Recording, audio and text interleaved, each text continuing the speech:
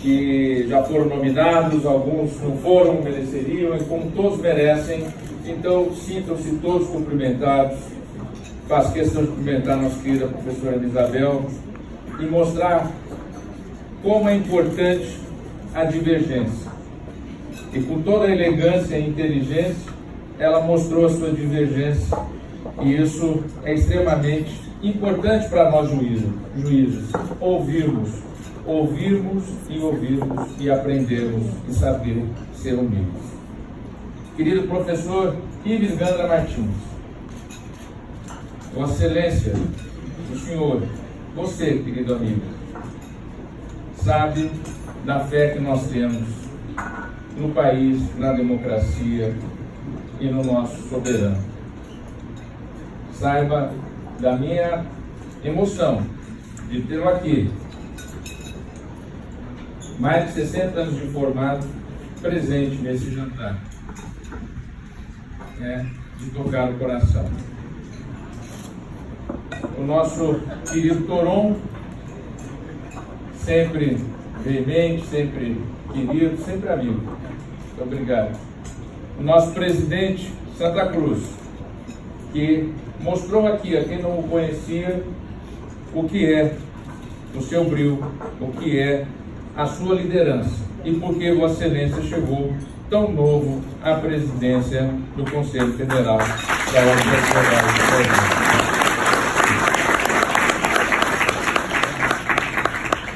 Esse evento que hoje ocorre aqui com tantas pessoas, ele já há uns 2 anos que as prerrogativas, o Márcio Chaé tem me convidado. Eu tinha falado com o Márcio, vamos deixar para fazer isso quando eu estiver na presidência do Supremo mesmo. E aí depois que as coisas foram acontecendo, aí recentemente o Roberto Bode, o Goiarritieri, falou, vamos fazer um jantar lá em casa. E aí unimos as duas coisas e de repente isso virou esse tamanho, que teve até mestre de cerimônias, lembra do Streck.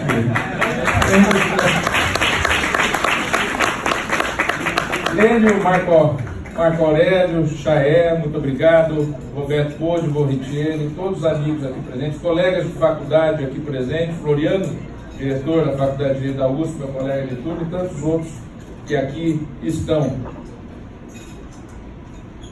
É difícil falar depois de tudo que foi dito, mas tendo em conta o que está acontecendo no mundo, nem digo no Brasil, o que está acontecendo no mundo, o ataque às instituições, o ataque à democracia, o ataque ao Estado Democrático de Direito também não é privilégio do Brasil. São questões que vêm ocorrendo em todo o mundo. O ataque ao Supremo Tribunal Federal, especificamente, também não é algo recente. É algo que já vem ocorrendo de algum tempo. Assim como o ataque à advocacia, assim como o ataque às instituições, assim como o ataque ao parlamento, assim como o ataque a quem esteja no poder, no momento em que esteja, mesmo tendo a legitimidade do voto. Mesmo tendo a legitimidade do voto. Nós, eu disse no meu discurso de posse, nós não vivemos em crise. Isso é a democracia. Isso é o Estado Democrático de Direito. Num mundo em transformação, num mundo que vive com as novas tecnologias, com uma dificuldade de se ver no futuro, nessa união das novas tecnologias, com a biotecnologia, com a inteligência artificial, que mundo nós teremos pela frente? E esse mundo em que as pessoas conversam dentro de casa, por WhatsApp, muitas vezes sem se falar, eu tenho sempre dito que o importante é a convivência, o importante é o afeto, o importante é o sentar à mesa, o importante é o olho no olho, o importante é o carinho, o importante para enfrentar o ódio, como foi dito aqui, é o amor. Temos que estar juntos na nossa humanidade. Então, o que eu gostaria de dizer a todos aqui presentes, que, neste sentido dessa nova sociedade, o pensador que talvez a tenha definido seja o filósofo polonês Zygmunt Bauman, que cunhou o conceito da modernidade líquida. Da modernidade líquida. Na modernidade líquida, nenhuma das formas consecutivas de vida social é capaz de manter seu aspecto por muito tempo. E dissolver tudo que é sólido tem sido a característica inata e definidora da forma de vida moderna. Um dos componentes desse cenário é a sociedade em rede, caracterizada pela crescente produção de conteúdo e informação, a democratização do acesso ao conhecimento, que é positivo, a facilidade das transações econômico-financeiras, e que também é positivo, e o crescente intercâmbio cultural. No entanto, também é uma sociedade em que as informações transitam em enorme volume e quantidade, sem a pausa necessária para se discernir aquilo que é real do irreal, aquilo que é do verdadeiro ao fraudulento, ao falso, do ético ao não ético. Nesse mundo das redes sociais, dos smartphones, embora estejamos virtualmente mais conectados, talvez nós nunca fomos tão desconectados do outro, tão desconectados da natureza, tão desconectados de nós mesmos. Na ânsia de tudo querer saber, de tudo querer compreender, de tudo querer dominar, nós mal conseguimos dormir. Nós mal conseguimos descansar. Nós mal conseguimos nos abraçar a nós mesmos. Nesse mundo, Humberto Eco diria que a modernidade líquida também se caracteriza pelo enfraquecimento da ideia de uma comunidade de valores compartilhados, e na perda desses valores passa a prevalecer o individualismo. Daí a importância de pessoas tão diferentes de estar aqui. E aqui não tem só a comunidade jurídica, tem o nosso médico de todos nós, o Raul Cutarte. Grande Raul. Temos aqui da Universidade de Santo Amaro, querido Veronese, e outras personalidades já citadas que passaram por aqui, como o ministro Gilmar Mendes também passou. Quando o individualismo é levado ao extremo, o outro passa a ser visto como seu adversário. Nós disputamos, Valdir Simão, com o outro, com o que está ao nosso lado. Com a nossa companheira, com o nosso companheiro, com o nosso filho. Nós disputamos com todo mundo. Nós deixamos de ser companheiros da travessia. Ultrapassada a fronteira do pluralismo, compreendido como o equilíbrio dinâmico entre as diferenças, como embate construtivo e transformador, ultrapassada a fronteira do pluralismo, Flausilino, resta a fragmentação social. Sem pluralismo, já dizia Hannah Arendt, Habermas, Celso Laffer, sem o pluralismo, o poder há de ser plural. Se não for plural, é violência. Aquilo que não é plural é violência. Daí a importância da pluralidade. Jason Stanley, em recentíssima obra, já traduzida para o português, no final de 2018, obra essa intitulada Como Funciona o Fascismo, alertou para a reincidência no mundo atual de discursos e práticas políticas que estimulam a divisão social a partir da dicotomia nós e eles. Em tal cenário, caracterizado pela destruição de uma compreensão comum da realidade, cria-se a atmosfera do medo. Cada dia que passa, vamos olhar para nós mesmos. Pensem agora. Cada dia que passa, a gente fica com mais medo. Medo de sair de casa, medo de ir num restaurante, ser fotografado, alguém do lado está ouvindo a sua conversa. Não é o meu caso. Eu procuro viver em plena liberdade. E é disso que eu vou falar em breve. Nós não podemos deixar o medo e o ódio entrar em nossa sociedade. O medo escraviza, cria muros e barreiras, isola, desconfia, desumaniza. O medo embala o ódio. O ódio que nós falamos, ele é produto do medo que estão colocando nas nossas consciências. O medo do outro, o medo do plural, o medo do diferente. Humberto Eco caracteriza figurativamente a modernidade líquida como uma travessia. Estaríamos, diz ele, em uma espécie de balsa que nos levará a um presente ainda sem nome. A gente não sabe ainda onde se vai chegar.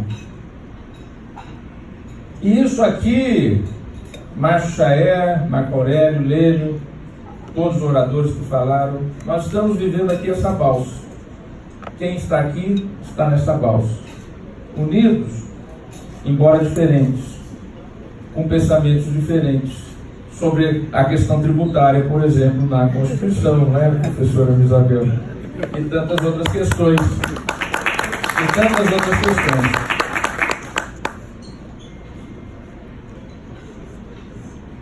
Nós aqui presentes sabemos onde queremos chegar. Nós estamos numa balsa, mas nós sabemos onde queremos chegar. Para nós aqui reunidos nessa balsa, o nosso destino tem nome. Trata-se de um presente fincado nos valores constitucionais, como dito aqui pelos 4 oradores, a partir do professor Ives, professora Isabel, querido presidente Santa Cruz e o Toron. Valores constitucionais da democracia, da liberdade, da igualdade, da fraternidade, do pluralismo e da harmonia social. São esses os elementos que, a partir da Constituição de 1988, fundaram e refundaram o Estado brasileiro e a sociedade brasileira, não é, Caio Leonardo? O artigo 3º, diz o Caio Leonardo, é o nosso mito fundante, a partir de 5 de outubro de 1988. Temos que nos conduzir no presente e olhar para o futuro, tendo esses valores como guia.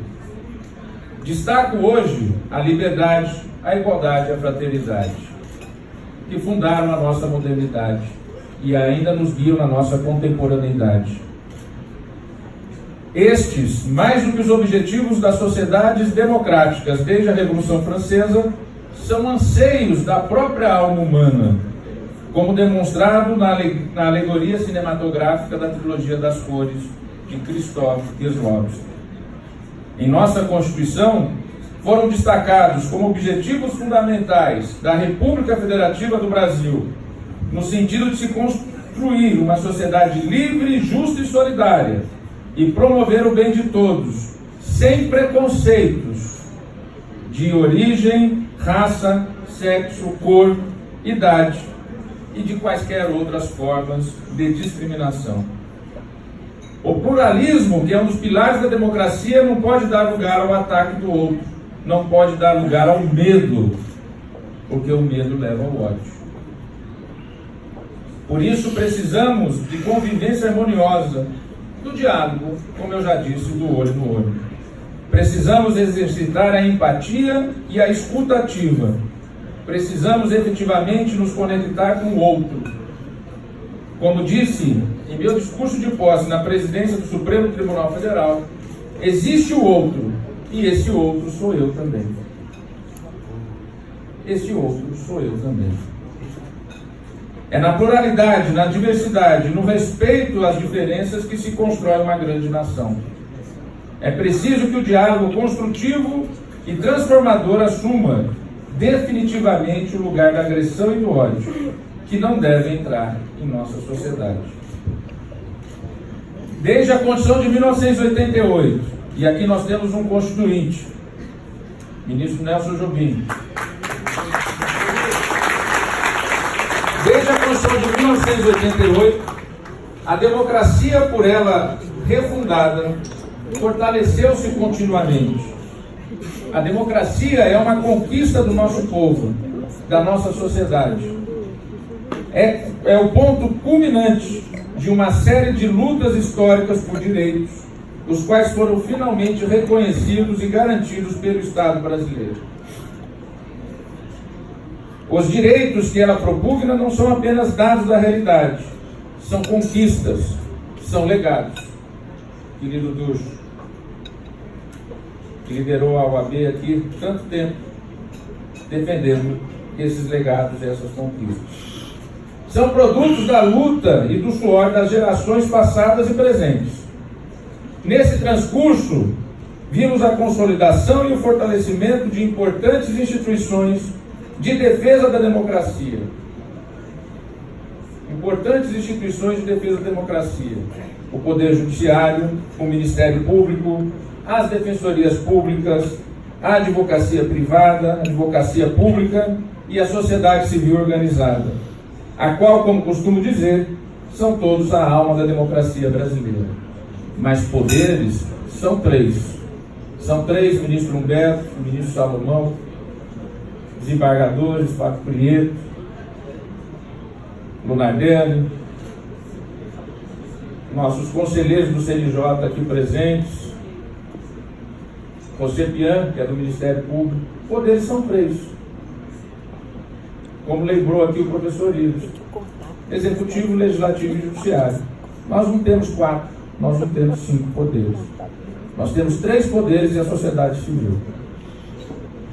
É esse o desenho da Constituição. E o Judiciário como garante desse desenho. Nesse transcurso, vimos a consolidação de todas as instituições brasileiras. Eventos como este nos mostram que há sim um caminho a seguir. Precisamos permanecer vigilantes e aguerridos na defesa diuturna desses legados, para que continuemos a trilhar o caminho pacificador, apaziguador e civilizatório que tem marcado a história brasileira nessas últimas 3 décadas. É também indispensável que se defenda diuturnamente as instituições responsáveis pela tutela desses legados. Há quem diga que o Supremo Tribunal Federal não precisa ser defendido.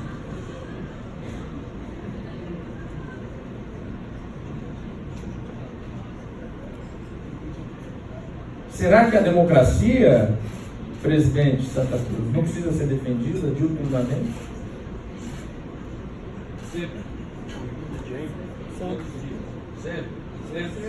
Sempre.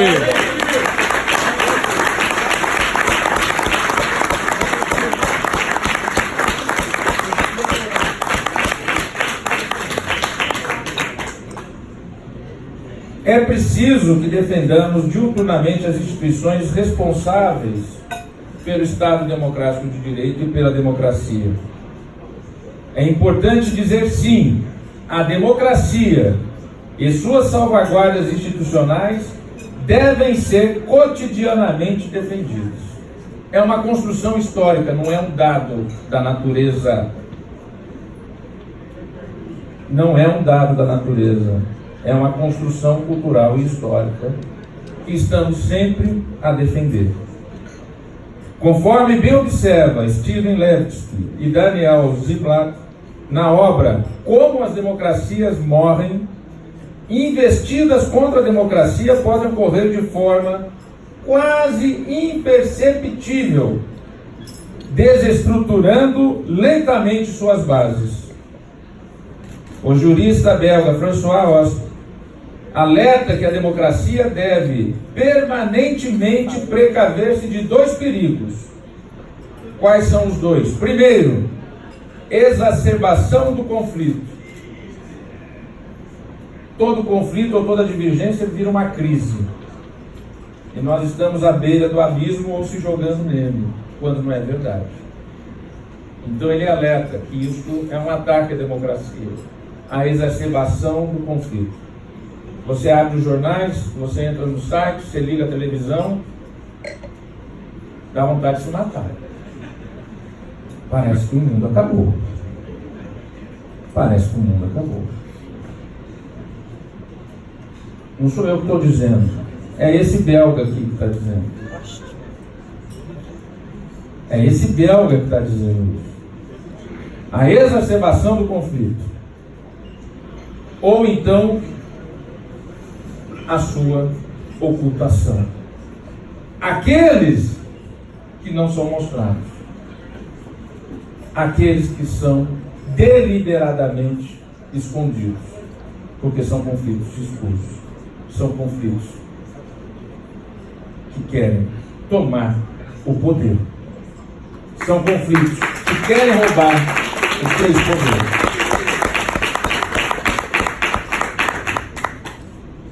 Esses dois extremos colocam em risco, cada qual à sua maneira, o equilíbrio dinâmico, diz ele, que deve ser mantido na vida democrática. Defender o STF é defender, por isso, a própria democracia, é defender a liberdade e os direitos fundamentais. A história do Supremo Tribunal Federal. Há quem diga que o Supremo não deveria julgar habeas corpus, professor André. Há quem diga que o Supremo, Casé, não deveria ter matéria criminal. A história do Supremo Tribunal Federal foi fundada por Rui e pelos seus ministros com a história do habeas corpus, com a história da defesa da liberdade, que criou um mandado de segurança depois. A doutrina do habeas corpus é o Supremo Tribunal Federal. Mandado de segurança só existe por conta. Fernando Mendes, presidente da JUF. É importantíssima a presença aqui do presidente da Associação dos Juízes Federais. Muito importante contar aqui nesse evento com a sua presença, para mostrar que o sistema de justiça está preocupado com a democracia, está preocupado com o Estado Democrático de Direito, e somos testemunha disso. Aliás, tem vários ex-presidentes da JUF por aqui. Não é, Paulo? Fernando? Estão ali. Paulo? Não há democracia sem um poder judiciário independente e autônomo. É a justiça que harmoniza com independência e com base na autoridade do direito, da Constituição e das leis, os conflitos democráticos da sociedade. E eu sou daqueles juízes que eu penso que, tal qual aprendi com o professor Eros Grau, que a grande defesa dos despossuídos, dos desvalidos, dos perseguidos é a lei, é a Constituição.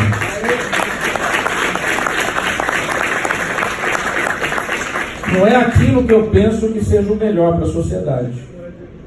Não é necessariamente aquilo que eu penso que é o melhor para a sociedade. Ou para um progresso civilizatório, e quem tem que fazer é a própria sociedade, e não um juiz. Por isso que eu disse, professor Ives, que o judiciário tem que cuidar do passado. O presente e o futuro, outros poderes, é que devem cuidar. No Estado de Direito, é o poder judiciário que nos salva do arbítrio. É o Poder Judiciário que nos salva do arbítrio por causa da lei e da Constituição. Garantindo a todos e a cada um, governantes e governados, sem distinção de classe social ou econômica, sem distinção de cor, sexo ou crença, o império do direito, traduzindo em leis o concebido como emanação da vontade geral, da vontade popular. Sem justiça não há paz social, não há segurança jurídica.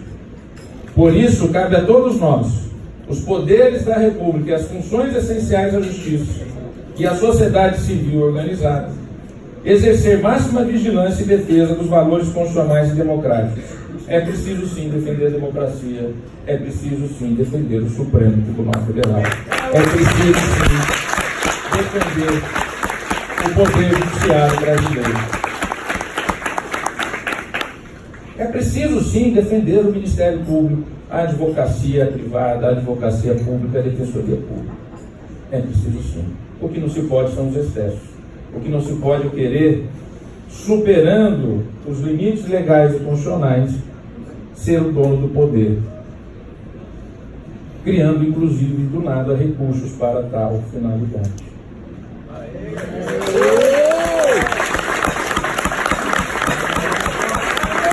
Recursos que deveriam voltar à União, ao Estado. Bravo! Bravo! Bravo!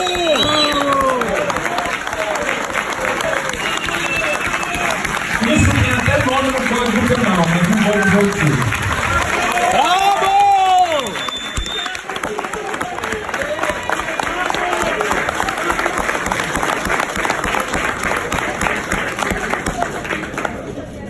Às vezes é preciso proteger as instituições delas mesmas. Porque elas são necessárias, elas são importantes. Como disseram, de novo, Levitsky e Daniel Ziblatt, a democracia é um empreendimento compartilhado. Seu destino depende de todos nós. Eu gostaria aqui de relembrar aquilo que eu disse há 2 anos atrás na GV, aqui em São Paulo. Lembrando exatamente a trilogia das cores, de Krzysztof Kieslowski, que era um importante cristão, professor Luiz. Krzysztof Kieslowski.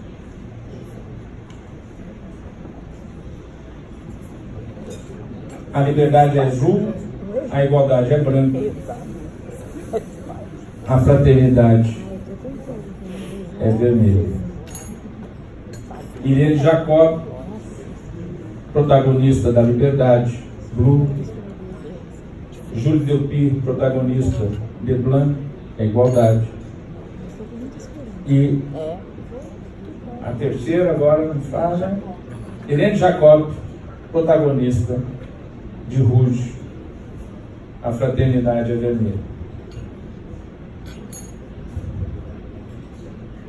No primeiro filme, a personagem Julie, personagem Juliette Binoche, perde o marido e o filho. O marido compunha exatamente a sinfonia que ia marcar a fundação da União Europeia. A fundação da União Europeia. Morre num acidente de carro com o filho. Julie se sente finalmente livre e liberta. E vai atrás da sua liberdade. Até porque, como já dizia um outro filme, um filme francês, O Levar do Crime, a verdadeira liberdade é não amar e não ser amado.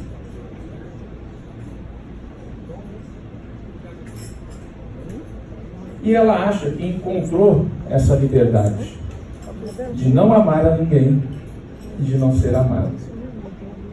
Quem assistiu o filme sabe que tem um episódio do rato no apartamento, que ela consegue, a partir daí, voltar a conviver com a sociedade. E é impossível não amar. E é impossível não ser amado. E ali fica claro que a verdadeira liberdade não vai ser encontrado em nós mesmos, deixando de amar ou se recusando a ser amado. É no outro que nós encontramos essa liberdade. Uma protagonista mulher.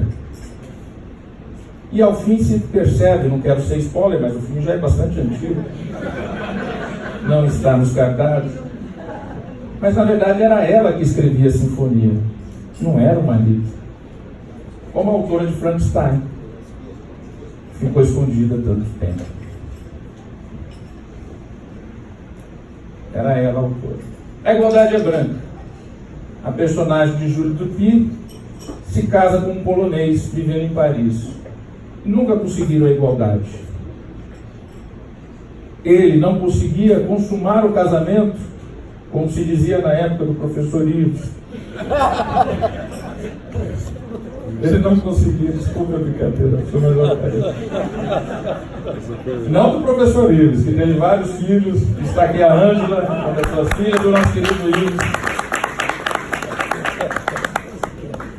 Mas usando a terminologia religiosa, né, da consumação do casamento. Ele não conseguia consumar o casamento, ela pede um divórcio, ele vira um mendigo nas ruas de Paris, volta para a Polônia, fica rico e volta a Paris para querer se vingar.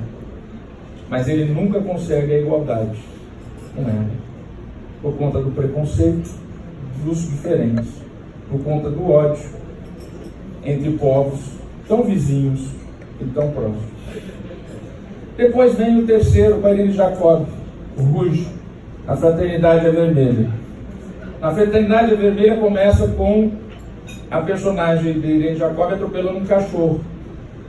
E aí, a primeira da fraternidade, da solidariedade, Miguel, ela vai socorrer um cachorro. Não só socorre o cachorro, como pega na coleira do cachorro o endereço do dono e leva aquele cachorro até o seu dono. E o dono não estava nem aí para o cachorro, porque ele não estava mais nem aí para a vida. Era um velho juiz, um desgraçado juiz, que talvez, pelas dificuldades, Fernando, da nossa profissão e das incompreensões que tem com aqueles que não podem nem conversar com a sua mulher, a decisão que vai decidir temas tão importantes que interferem na sociedade, porque é uma vida solitária, é uma vida sozinho, é uma vida de quem quer acertar. E o Brasil tem que se orgulhar do seu poder judiciário. O poder judiciário do Brasil é o que mais trabalha no mundo. Os senhoras e senhores aqui sabem disso. A Suprema Corte que mais trabalha no mundo é o Supremo Tribunal Federal. Mas ali, aquele juiz já aposentado, ranzinza, que não acreditava mais no ser humano, ele vivia de bisbilhotar o outro. Curioso, né? Ele vivia exatamente de grampear os outros, grampear os vizinhos, e se divertia com as mazelas dos outros. Era uma maneira de se sentir menos infeliz, era ver que tinham pessoas mais infelizes, pessoas que mentiam, pessoas que traíam, pessoas que tinham medo. E ele bisbilhotava todo mundo. E Irene Jacob começa a conviver com esse juiz, e com seus gestos ele volta a acreditar na humanidade. Volta a acreditar na humanidade, tal que ocorre dela fazer uma viagem com ele pelo Mar do Norte. E naquele ferry, que talvez seja a balsa de que hoje nos fala Humberto Eco, infelizmente acontece uma fatalidade. Aquele cruzeiro, aquele ferry naufraga. E se as senhoras e os senhores forem ver a última cena do último filme, que é A Fraternidade é Vermelha, verão que só sobreviveram as protagonistas e os protagonistas da liberdade, da igualdade e da fraternidade. Nós vamos sobreviver.